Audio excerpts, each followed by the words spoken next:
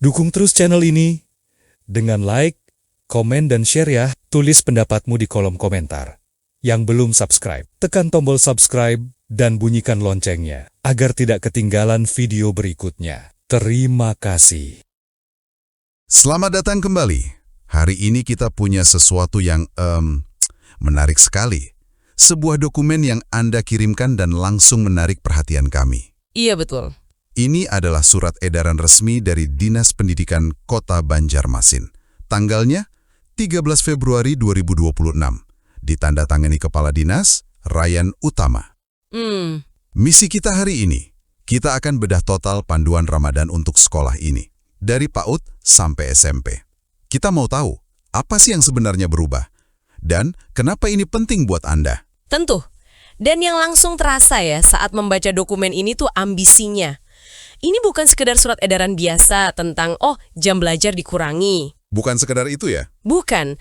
Ini adalah upaya sebuah kota untuk merancang ulang pengalaman pendidikan selama sebulan penuh. Mereka mencoba menjawab pertanyaan besar. Sekolah di bulan suci itu seharusnya seperti apa? Dan jawabannya sepertinya cukup radikal. Oke, kata radikal itu membuat saya penasaran. Mari kita mulai dari filosofinya. Biasanya kan surat edaran itu langsung ke poin-poin teknis ya? Betul, langsung ke jadwal. Tapi yang ini, di bagian awal, di ketentuan umum, ada satu kalimat yang mengubah segalanya. Dikatakan, sekolah diminta mengutamakan pembentukan karakter, pembiasaan ibadah, dan pembelajaran bermakna di atas penuntasan target materi kurikulum. Nah, itu dia. Ini kan seperti membalik piramida pendidikan, kan? Tepat sekali. Itu dia radikalnya. Pemerintah kota secara sadar dan tertulis meminta sekolah untuk injak rem soal kurikulum. Injak rem ya? Mereka bilang, hey, sebulan ke depan lupakan dulu soal mengejar bab, fokus kita sekarang membangun manusia. Ini sebuah pernyataan kebijakan yang sangat berani. Sangat berani. Karena mengakui ada hal-hal yang lebih penting daripada sekedar transfer pengetahuan akademis, dan Ramadan adalah momentum emas untuk itu. Saya setuju. Ini ideal sekali.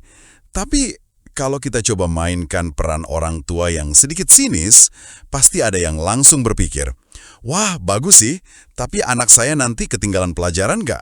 Nah, itu dia. Gimana cara sekolah mengejar materi setelah Lebaran? Kekhawatiran ini valid kan? Sangat valid, dan itu adalah ketegangan utama dari kebijakan seperti ini. Dokumen ini memang tidak secara eksplisit menjawab bagaimana cara mengejar. Tidak ada ya? Tapi secara implisit filosofinya adalah ini bukan ketertinggalan, ini pengalihan fokus, ini adalah taruhan jangka panjang. Oh, oke. Mungkin dalam ujian semester anak-anak tidak langsung dapat nilai 100 karena ini, tapi harapannya mereka jadi pribadi yang lebih jujur, lebih sabar, lebih peduli. Mana yang lebih berharga? Jelas yang kedua. Kebijakan ini memilih yang kedua. Tantangannya tentu ada di pundak guru nanti bagaimana meramu kembali kurikulum di bulan-bulan berikutnya. Dan ini diperkuat lagi dengan aturan soal tugas sekolah. Dokumen ini jelas-jelas bilang tugas nggak boleh berlebihan, nggak boleh bikin boros, dan ini yang penting, tidak mewajibkan penggunaan gawai atau internet secara intensif. Betul. Saya penasaran, apakah ini sekedar untuk meringankan beban siswa yang puasa, atau ada tujuan lain yang lebih dalam? Keduanya. Di level permukaan, ini tentu bentuk empati. Anak yang puasa energinya terbatas, jadi logis untuk mengurangi beban akademis. Masuk akal. Tapi di level yang lebih dalam, pembatasan gawai ini adalah sebuah pernyataan sikap. Ini sejalan dengan esensi puasa itu sendiri, menahan diri. Sekolah seolah ingin berkata, mari kita ciptakan oase selama sebulan di mana anak-anak bisa benar-benar fokus, beribadah, dan berinteraksi dengan manusia nyata, bukan dengan layar. Menarik. Bahkan cara menilai siswa pun diubah total. Dokumen ini menyebutnya asesmen formatif melalui observasi sikap, refleksi, dan produk sederhana. Intinya, lupakan ujian tulis. Guru sekarang diminta jadi pengamat, begitu? Persis, guru diminta menjadi, katakanlah, antropolog kelas. Antropolog kelas, oke. Tugasnya bukan lagi mengoreksi jawaban benar atau salah, tapi mengamati.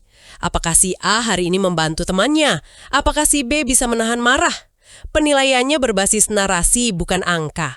Ini jauh lebih sulit bagi guru, tapi hasilnya jauh lebih kaya. Oke, jadi filosofinya jelas. Perlambat laju akademis, percepat laju spiritual. Pertanyaannya di mana filosofi ideal ini diterjemahkan ke jadwal nyata. Disitulah kalender kegiatan ini menjadi sangat menarik. Benar, disinilah kebijakan itu diuji realitasnya. Strukturnya sangat disengaja, tidak langsung masuk sekolah loh. Oh ya, Dimulai tanggal 18 sampai 21 Februari, 4 hari pertama itu disebut pembelajaran mandiri di lingkungan keluarga. Ini semacam soft landing masa adaptasi. jadi adaptasi dulu di rumah ya? Betul, keluarga diberi kesempatan lebih dulu untuk membangun atmosfer Ramadan di rumah sebelum sekolah mengambil alih. Baru setelah itu, tanggal 23 sampai 25 Februari, siswa masuk sekolah untuk program khusus yang disebut Pesantren Ramadan. 3 hari penuh. Setelah pemanasan spiritual ini, barulah dari 26 Februari sampai 14 Maret masuk ke pembelajaran tatap muka biasa, tapi dengan jam yang sudah dipangkas habis. Nah, polanya jadi jelas kan? Adaptasi di rumah, lalu bootcamp spiritual intensif di sekolah, baru masuk ke rutinitas harian yang lebih ringan. Ini dirancang agar siswa tidak kaget. Nah, soal jam belajar yang dipangkas ini pasti jadi sorotan utama. Untuk SMP saja, dari jam 8 pagi sampai jam 12 siang, diakhiri sholat zuhur berjamaah. 4 jam saja. Untuk SD kelas rendah, cuma 2 jam. Dari jam 8 sampai jam 10 pagi. Ini kan drastis sekali. Sangat drastis. Dan ini adalah bukti paling nyata dari filosofi yang kita bahas tadi.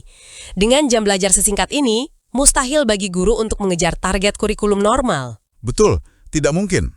Kebijakan ini memaksa mereka untuk benar-benar fokus pada esensi, pembiasaan ibadah, dan interaksi sosial yang berkualitas. Waktu yang singkat menuntut efisiensi. Ada satu catatan kecil tapi penting di sini. Sekolah diberi keleluasaan untuk menyesuaikan jam masuk dan pulang asal durasinya tetap sama, berdasarkan karakteristik lingkungan. Apa artinya ini dalam praktik? Ini artinya kebijakan ini sadar konteks dan tidak kaku. Bayangkan sekolah di samping pasar, jam 8 pagi, lalu lintasnya sedang puncak-puncaknya. Wah, betul. Macet. Mereka mungkin bisa geser jam masuk jadi 8.30. Otonomi ini membuat kebijakan dari Dinas Pendidikan tidak terasa seperti perintah dari Menara Gading, tapi sebagai panduan yang bisa membumi. Oke, jadi jadwalnya jelas. Libur Idul Fitri dari 16 sampai 27 Maret dan kembali normal 30 Maret. Pertanyaan besarnya, apa yang sebenarnya dilakukan siswa di sekolah selama jam yang super singkat itu? Nah, itu dia. Dokumen ini punya daftar pembiasaan harian. Ada 7 poin. Mulai dari tadarus pagi, sholat duha, doa dan asmaul husna, kultum, sampai zikir sebelum pulang. Ini adalah kurikulum inti selama Ramadan. Kalau kita perhatikan polanya, setiap aktivitas ini bukan sekedar kegiatan religius, tapi juga membangun keterampilan sosial dan emosional. Contohnya? Tadarus bersama itu melatih kekompakan, kultum bergilir melatih keberanian bicara di depan umum, pembiasaan adab menjaga lisan itu kan inti dari kecerdasan emosional. Benar juga ya.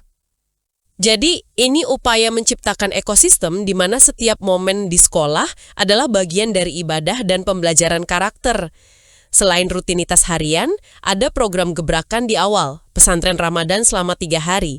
Yang saya suka, edaran ini tidak cuma menyuruh, tapi juga memberi contoh tema harian. Oh ya? Hari pertama, aku senang berpuasa. Hari kedua, puasa menjaga diri. Hari ketiga, Ramadan bulan berbagi. Dan tema-tema ini cerdas sekali. Progresinya jelas, mulai dari level paling dasar, yaitu membangun hubungan personal yang positif dengan ibadah puasa itu sendiri. Aku senang berpuasa. Dari diri sendiri dulu, betul. Lalu naik ke level internal, kontrol diri, puasa menjaga diri, yang bahkan menyentuh isu relevan seperti etika media sosial. Oke. Puncaknya adalah level eksternal, kontribusi sosial, Ramadan bulan berbagi. Ini adalah kurikulum mini tentang bagaimana menjadi manusia yang utuh. Di tema hari kedua, puasa menjaga diri, ada ide menarik soal kartu kontrol akhlak. Kedengarannya bagus, tapi apa ini tidak berisiko jadi ajang pamer atau malah membebani anak? Wah, kartu saya sudah dicentang 5, kamu baru 3. Itu resiko yang sangat nyata.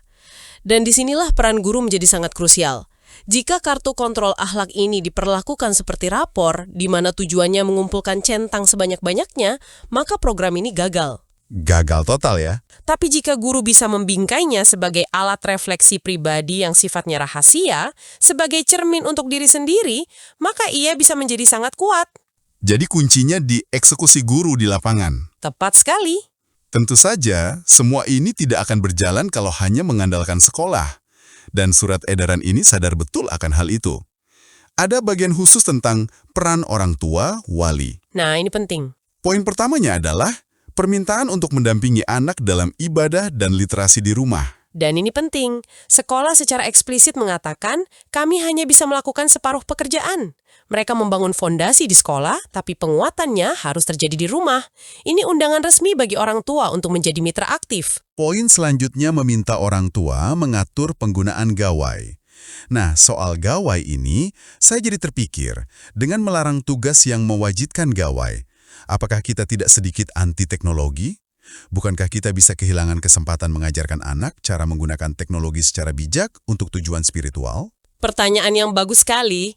Ini dilema pedagogis modern. Kebijakan ini tampaknya mengambil jalur aman dengan mengurangi paparan sama sekali. Mungkin karena khawatir lebih banyak mudaratnya. Tujuannya detoksifikasi digital. Detox ya? Namun, Anda benar. Idealnya adalah mengajarkan moderasi dan penggunaan yang bijak. Mungkin itu langkah selanjutnya. Untuk saat ini, pesannya jelas. Mari prioritaskan interaksi manusia ke manusia. Oke, dan ada satu poin terakhir di bagian peran orang tua ini yang membuat saya berhenti sejenak. Di tengah semua pembahasan ibadah, tiba-tiba ada instruksi untuk melindungi anak dari kekerasan, perundungan, eksploitasi, dan praktik pernikahan usia dini. Wow! Saya tidak menyangka poin seberat ini akan masuk ke edaran Ramadan. Kenapa ini penting untuk ditekankan di sini?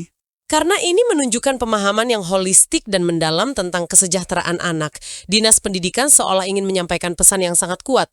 Spiritualitas anak tidak ada artinya jika jiwa dan raga mereka tidak aman. Betul juga.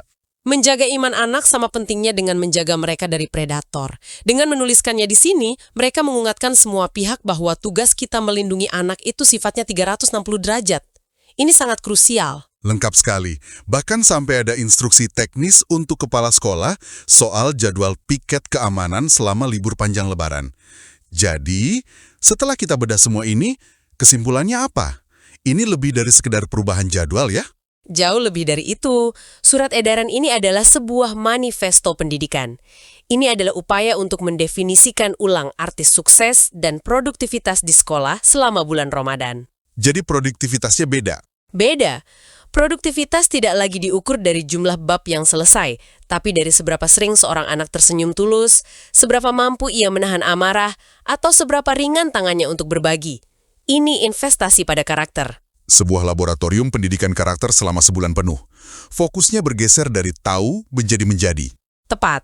Dari mengisi otak menjadi mengisi hati. Tepat sekali. Dan ini adalah investasi yang hasilnya tidak akan terlihat di rapor semester ini, mungkin juga tidak tahun depan.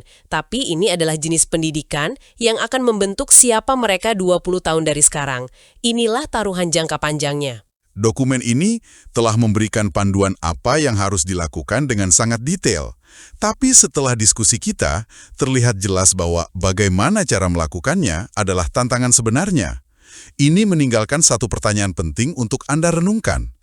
Dengan fokus yang dialihkan dari nilai akademis ke pembentukan akhlak, bagaimana seharusnya keberhasilan program Ramadan ini diukur? Jika bukan dengan angka di rapor atau jumlah centang di kartu kontrol, lalu dengan apa kita bisa melihat bahwa tujuan-tujuan mulia ini benar-benar tercapai pada diri anak-anak kita? Terima kasih sudah menonton channel ini.